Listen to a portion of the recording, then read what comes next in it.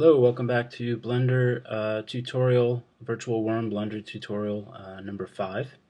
Uh, okay, as promised, in this tutorial we'll learn how to select cells and different objects in our 3D scene. So to start off,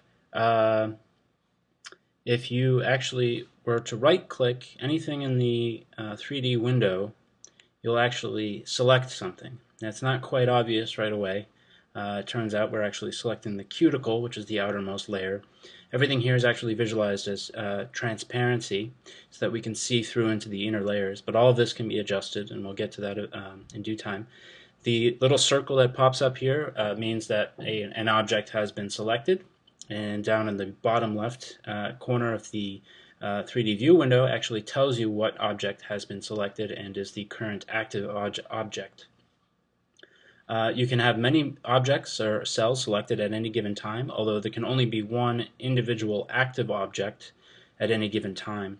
I won't really discuss the details of that, but basically for our purposes it just means you'll only see the name of one object at a time in the bottom left corner. So here we have the cuticle selected.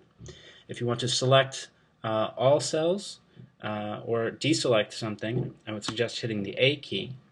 If you have anything selected, A will deselect, and if you hit A again, it'll actually select everything. So right now you can see that every one of these little blue dots actually represents an individual cell in the virtual worm model. So let's hit A one more time and deselect everything. Okay. So even though it says cuticle and we see a little blue dot, the cuticle is not actually selected right now. So,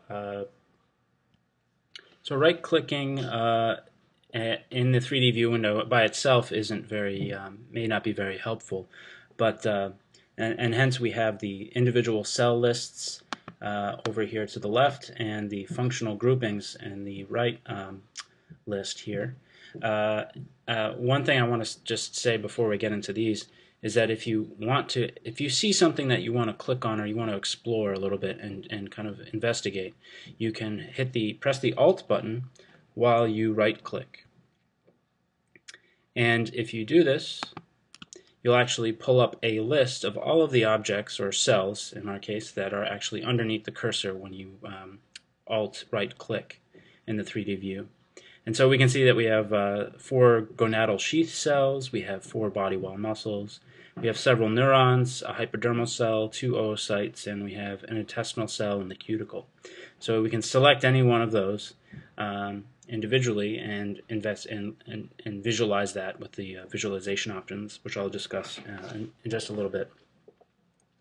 Additionally, of course, you can select objects over in the panel here by left-clicking on any of these given objects. If you would like to select more than one object, just make sure you hold the Shift key as you select things, and you should be able to scroll up and down the list here. We have body wall muscles here, and here's some valve cells. And so you can actually see that these cells are actually popping up, and because we have these little circles indicating that these objects have been selected.